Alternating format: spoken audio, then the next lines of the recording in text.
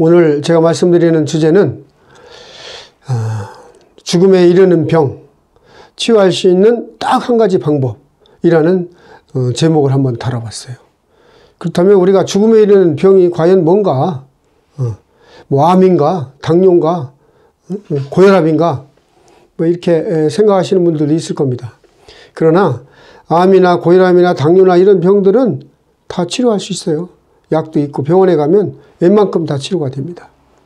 제가 여기서 오늘 말씀드리고자 하는 죽음에 이르는 병, 이거는 마음속에 생긴 그러한 병을 얘기하는 거죠. 이러한 것들을 치료할 수 있는 방법이 과연 무엇이 있는가? 딱 한 가지가 있습니다. 그에 대해서 말씀을 드리고자 합니다. 우리가 인간의 수명이 길어졌습니다. 식생활이 개선되고 의료기술이 발달로 인해서 현대인의 삶의 평균 수명은 보통 80, 90, 뭐 조금 더 길면 100세 시대라고들 말씀하니까 보통 90, 100세를 사는 시대가 된 거죠. 어떤 책에 보면 그런 제목도 있어요. 재수 없으면 200살까지 산다고.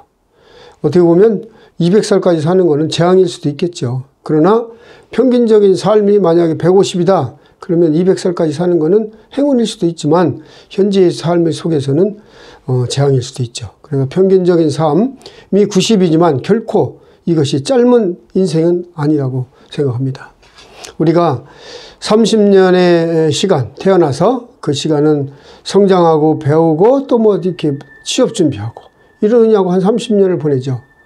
그 이후에 30년은 또 취업을 하고 일을 가지고 이렇게 하다가 그 30년이 보내고 나면 한 60 정도 되면은 모든 일선에서 퇴직을 하고 이제 퇴직 후의 삶, 노후의 삶의 시대가 결국 어느 정도 시간이냐?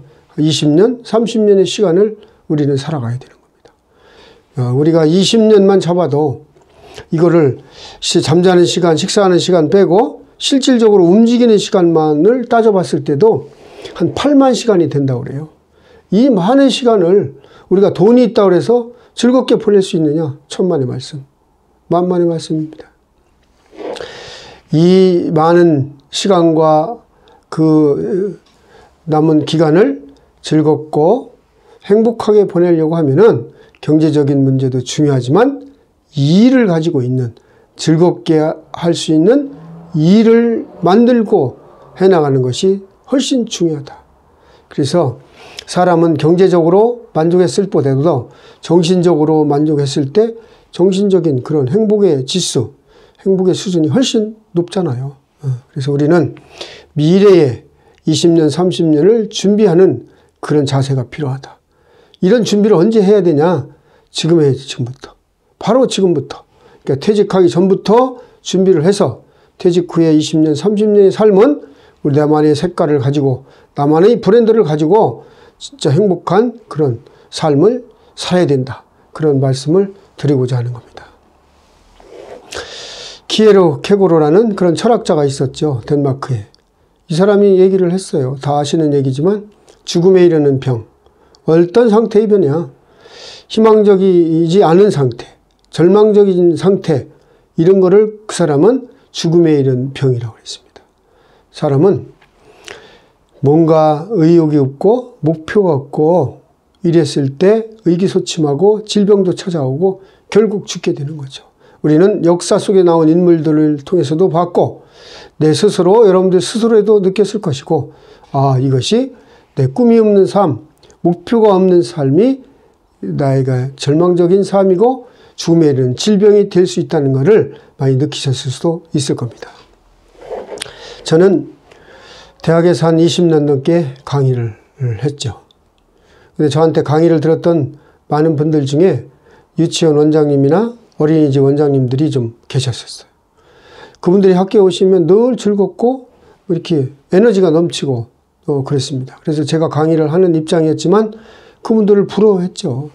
그래서 아, 그래 나도 나중에 퇴직을 하면 뭐 조그만한 변두리에 땅을 구입을 해서 어린이집이나 유치원을 짓고 저렇게 즐겁게 한번 살아봐야 되겠다.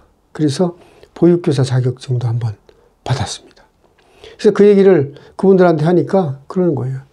아, 교수님, 이 나이 60 넘어가지고 어린이집하고 유치원 하시고 원장하고 이사장하고 이러면요, 학부모도 싫어하고 애들도 싫어해요.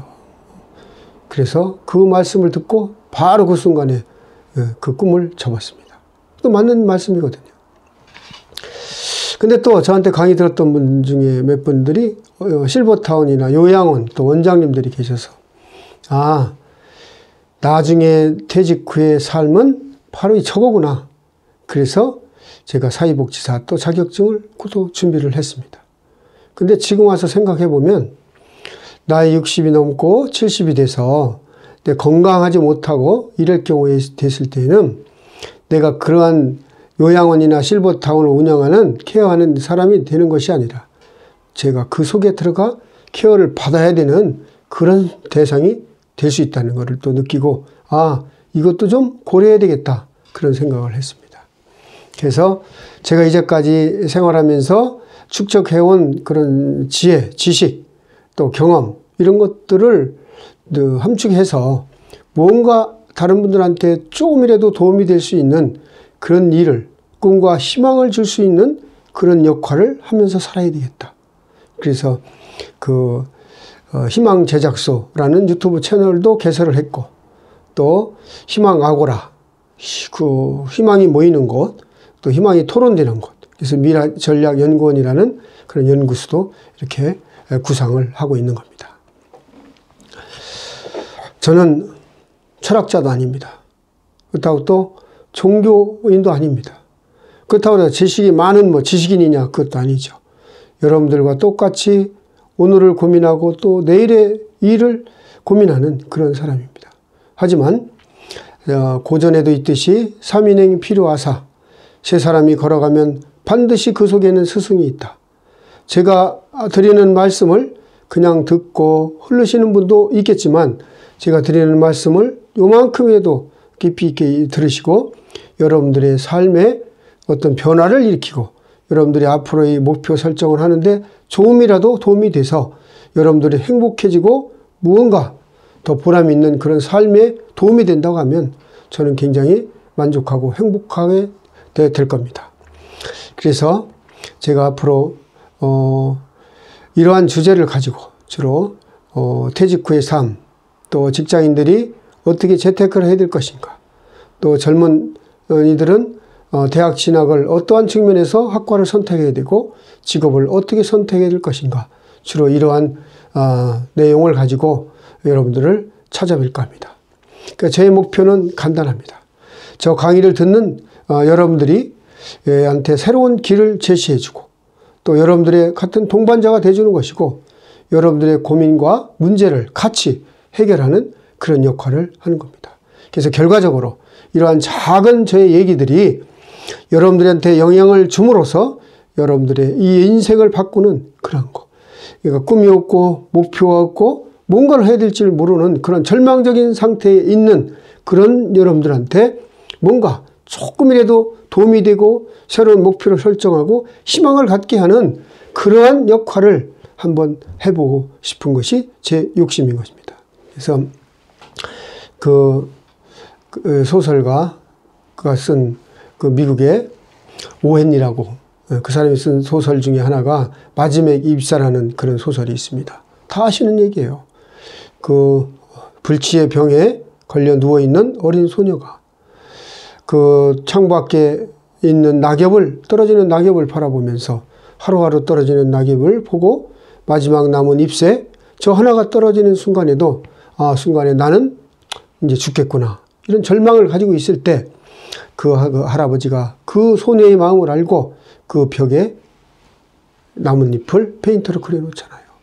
바람이 불고 그렇게 해도 저 나뭇잎 하나는 왜 이렇게 떨어지지 않을까? 나도 저 나뭇잎 같이 저렇게 한번 살아봐야 되겠다. 그래서 그런 의지를 가지고 그 병을 고쳤다는 그 아주 감동적인 소설 오헨리의 마지막 잎새. 이렇게 마지막 잎새에 나오는 그 주인공과 같이 우리가 여기서 만나는 여러분들이 꿈과 희망을 놓지 마시고 이거를 끝까지 붙으셔서 마지막 그 인생의 후반기를 행복하고 즐겁고 진짜 보람되게 사시기를 바라겠습니다.